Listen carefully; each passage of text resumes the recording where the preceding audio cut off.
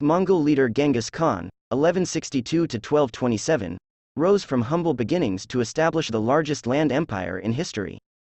After uniting the nomadic tribes of the Mongolian plateau, he conquered huge chunks of Central Asia and China.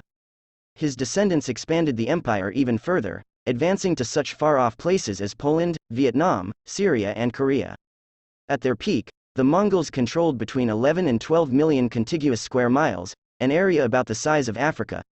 Many people were slaughtered in the course of Genghis Khan's invasions, but he also granted religious freedom to his subjects, abolished torture, encouraged trade and created the first international postal system. Genghis Khan died in 1227 during a military campaign against the Chinese kingdom of Xi. His final resting place remains unknown.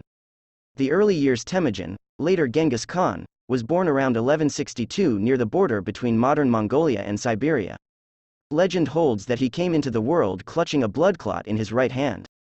His mother had been kidnapped by his father and forced into marriage. At that time, dozens of nomadic tribes on the Central Asian steppe were constantly fighting and stealing from each other, and life for Temujin was violent and unpredictable.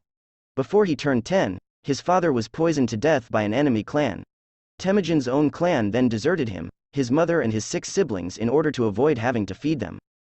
Shortly thereafter, Temujin killed his older half-brother and took over as head of the poverty-stricken household. At one point, he was captured and enslaved by the clan that had abandoned him, but he was eventually able to escape. In 1178 Temujin married Bort, with whom he would have 4 sons and an unknown number of daughters. He launched a daring rescue of Bort after she too was kidnapped, and he soon began making alliances, building a reputation as a warrior and attracting a growing number of followers. Most of what we know about Genghis Khan's childhood comes from The Secret History of the Mongols, the oldest known work of Mongolian history and literature, which was written soon after his death. Going against custom, Temujin put competent allies rather than relatives in key positions and executed the leaders of enemy tribes while incorporating the remaining members into his clan. He ordered that all looting wait until after a complete victory had been won, and he organized his warriors into units of 10 without regard to kin.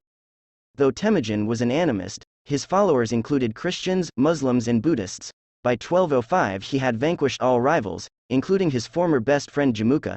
The following year, he called a meeting of representatives from every part of the territory and established a nation similar in size to modern Mongolia.